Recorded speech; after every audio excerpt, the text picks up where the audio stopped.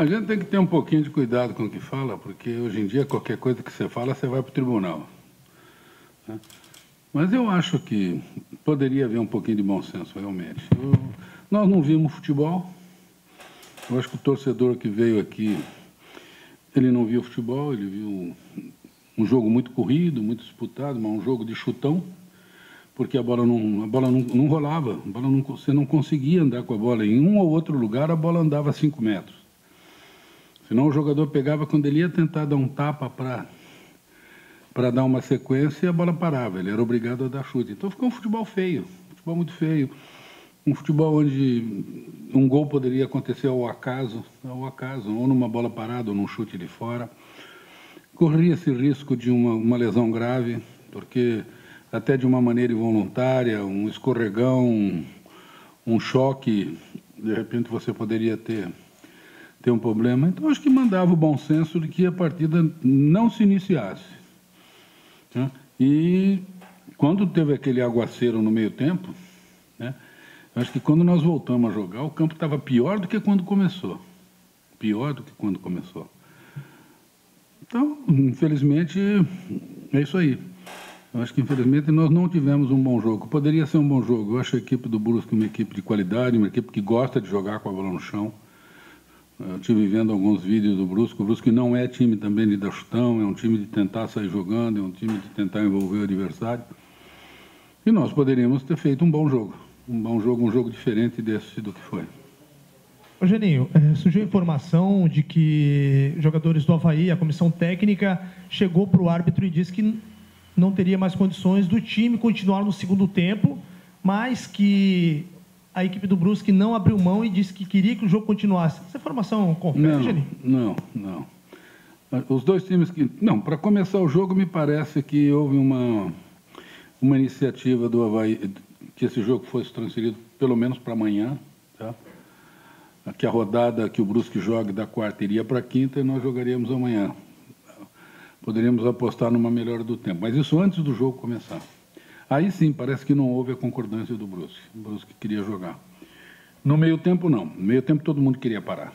O próprio pessoal do Brusque, nós estávamos ali ao lado do juiz, mas ele argumentou que no regulamento da CBF exige que ele dê 30 minutos. Né? E que, de repente, ele tem até a prerrogativa de mais 30. Naquele momento, do jeito que estava o campo, as duas equipes queriam parar. Mesmo porque os jogadores foram para o vestiário, todo mundo ensopado. Aí você tem troca de material, você já sai um pouco do clima do jogo, daqui a pouco você volta para entrar no clima do jogo e pega aquele aguaceiro de novo pela cabeça. Mas, no meio tempo, o Brusque queria parar também. Eu acho que o Brusque não aceitou uma ideia que foi do Avaí, isso a confirmar, foi o que me passaram, que houve uma tratativa para que esse jogo, que foi hoje, pudesse ser amanhã, né? E que não houve a concordância do Brusque. Mas, no meio tempo, o pessoal do Brusque também queria parar o jogo. Pois é, em cima disso, Geninho, até o Betão na saída de campo estava falando nessa questão dos jogadores, eles precisam ser ouvidos, né? Porque é a voz que não é ouvida. Se ouve todo mundo, a do jogador é a última quando se ouve. O que pode ser feito numa situação como essa? Porque é a integridade também dos atletas em campo, o conforto do torcedor na arquibancada. Mas o Betão falava sobre essa questão de que a voz do jogador, dos atletas, é a voz que não é ouvida. É complicado, é uma situação complicada. A ordem vem de cima para baixo. E, invariavelmente, ela é cumprida. Hoje nós tínhamos um juiz com escudo FIFA. Eu disse até para o quarto árbitro, eu tenho certeza absoluta que se fosse um jogo de Campeonato Brasileiro da Série A ou de Comebol, ele não faria o jogo. Ele não faria o jogo. Mas como é um campeonato catarinense, um campeonato com uma visibilidade menor, onde a repercussão desse jogo dentro d'água vai ficar mais restrita ao âmbito regional do que ao âmbito nacional, ele resolveu apostar no jogo. Tá? A gente sabe que dentro do calendário que foi feito para o nosso campeonato não existe uma brecha para, de repente, numa eventualidade, você mudar um jogo ou outro. Você tem um espaço muito pequeno. Tá? Então, de repente, há uma determinação de que o jogo tem que rodar. Me parece que não foi só o nosso jogo que foi debaixo d'água, não. Acho que nós tivemos mais jogos com chuva. Parece que o jogo de Joinville foi debaixo d'água também. Então é complicado, complicado. Não se pensa no futebol, não se pensa na integridade do jogador. O jogador tem um sindicato muito forte, o sindicato dos jogadores. De repente, o sindicato poderia intervir em relação a isso, tomar uma posição em relação a isso, né? Por exemplo, um membro de um sindicato vir e tomar uma posição e pronto. Fala, ó, o jogador não entra em campo, e aí dá o que deu, né? Mas é uma situação complexa, é uma situação meio difícil de você analisar e ver o que vai fazer. Eu acho que esse é o futebol que nós vivemos, o futebol brasileiro, onde você tem que conviver com algumas situações que não são situações normais. Eu acho que o grande prejudicado também é o torcedor, que veio aqui, pagou e não viu nada, não viu futebol. Não viu futebol. Ele perdeu uma noite de domingo, onde ele esperava ver um jogo, ele viu uma pelada, né? Chutão para lá, chutão para cá, chutão para lá, chutão para cá, chutão para lá, chutão para cá.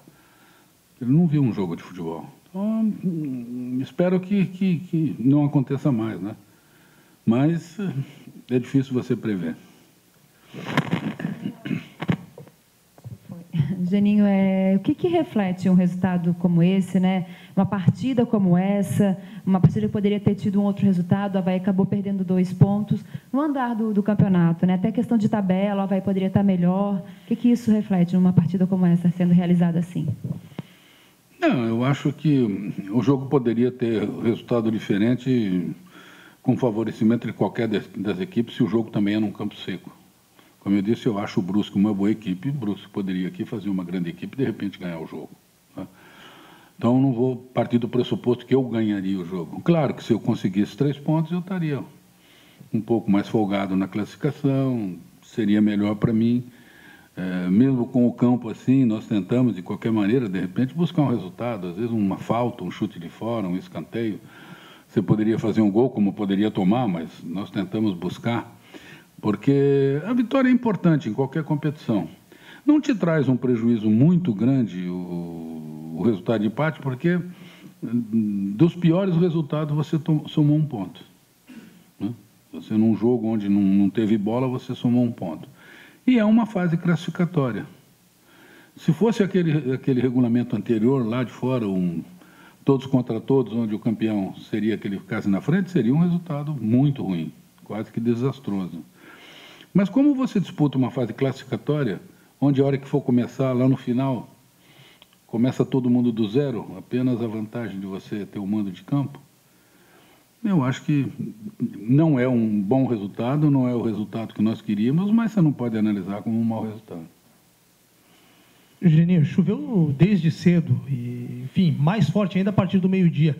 Você chegou a repensar a escalação do Marquinhos como titular da equipe? Eu conversei com o Marquinhos.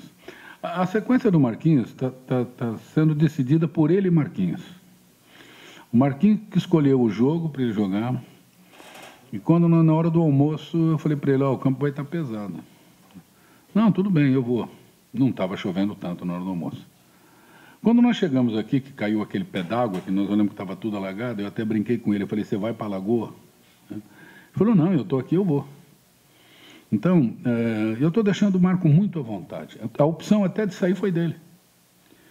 Ele ia continuar um pouco mais. Quando nós tivemos aquela paralisação, ele falou, chefe, eu ficar parado 30 minutos para depois voltar vai ser ruim para mim. Então, em vez de eu ficar mais 15, já me tira agora. Tanto que eu voltei, fui lá e fiz a substituição pelo Moritz. Então, essa sequência do Marcos está sendo muito bem administrada e está sendo dado a ele todas as prerrogativas para que ele decida. O próximo jogo eu não sei qual que ele vai jogar ainda. Tá? Vai ser decisão dele. Se ele tiver condição de fazer os 90, ele faz os 90. Eu acho que ele merece isso. Eu acho que o Marquinhos merece isso e muito mais, por tudo aquilo que o Marquinhos fez pela Avaí.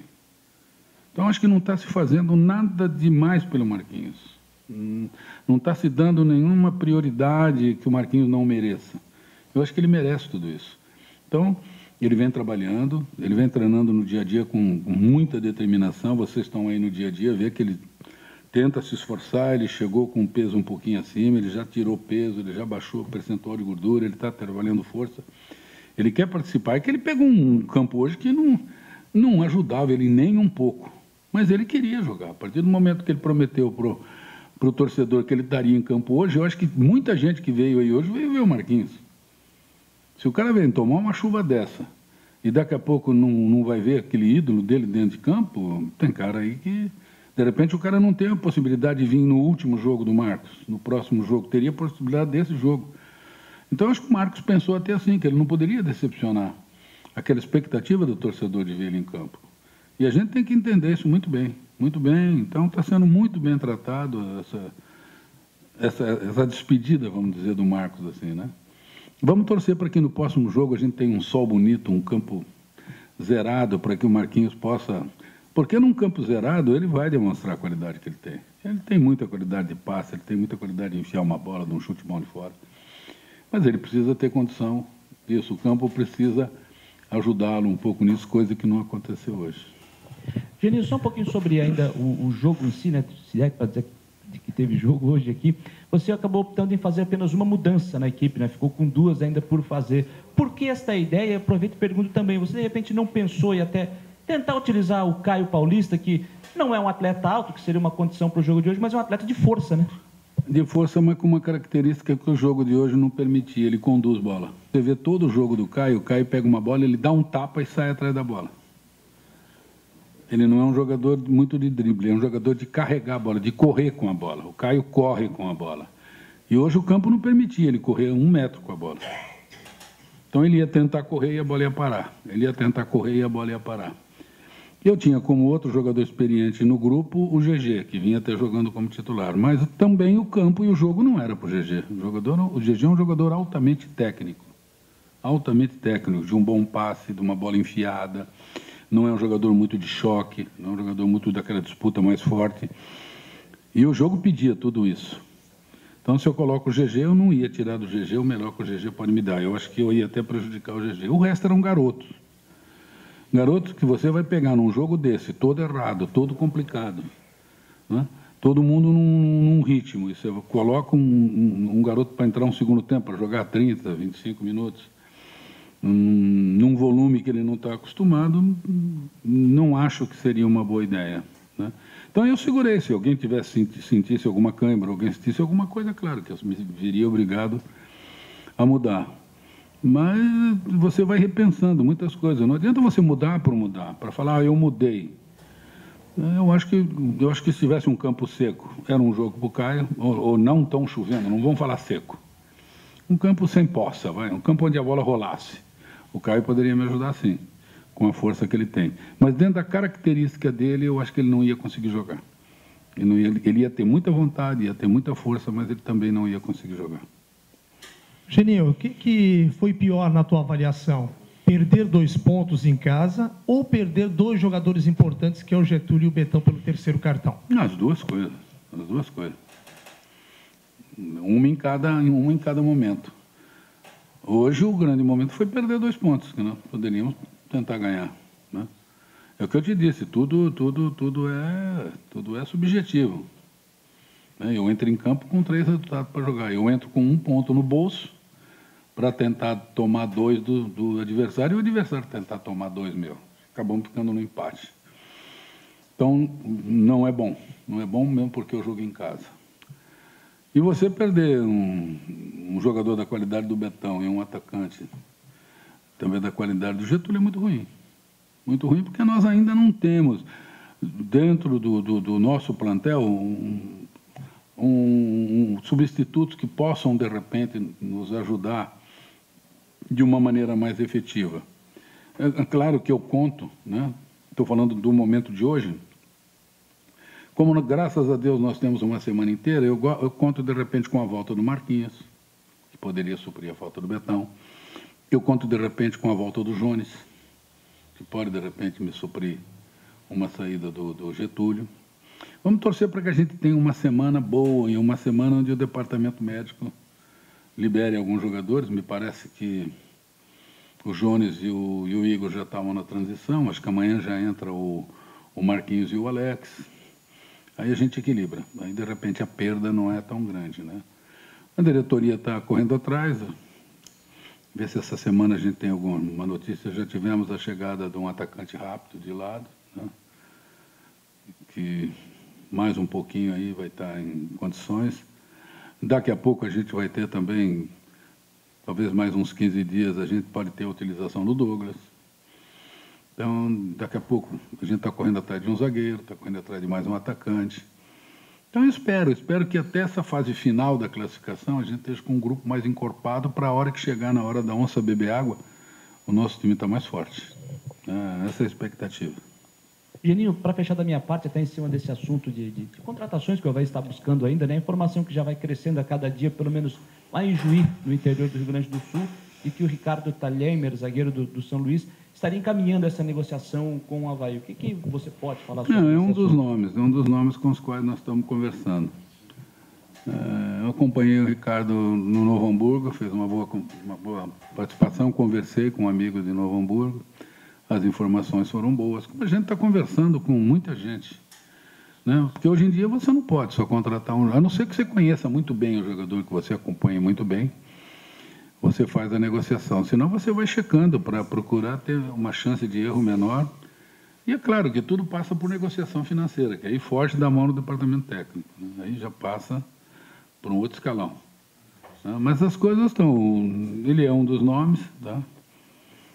Se vier, vai ajudar. É um zagueiro que joga pelos dois lados, um zagueiro com uma boa bola aérea, uma boa saída de bola. Um zagueiro que, se eu precisar, se encaixa bem no esquema 3-5-2, sabe jogar pelos dois lados, tem uma boa saída. Um estilo mais ou menos do alemão, assim. Mas vamos aguardar, não tenho nada para te falar hoje como definido, né? Falar, vai vir aí, chega. Eu gostaria que estivesse chegando hoje à noite já. Ainda mais depois que o Betão tomou o cartão, seria mais uma opção. Vamos torcer, mas devagar, o torcedor pode ficar tranquilo que nós ainda não terminamos nem o turno. E a gente já está fazendo uma variação do grupo. Como eu falei hoje, praticamente eu tinha só garoto no banco. Só garoto. Eu tinha experiente, eu tinha o GG e o Morris, só. E o goleiro. O resto, só garoto que disputaram aí, sub-20, sub-23. É bom para o clube, essa renovação, mas tem hora que a experiência um pouco conta. Então, nós precisamos colocar um pouquinho de experiência para que esses garotos tenham o suporte. Você tem que fazer um bom alicerce para que você possa construir uma boa casa.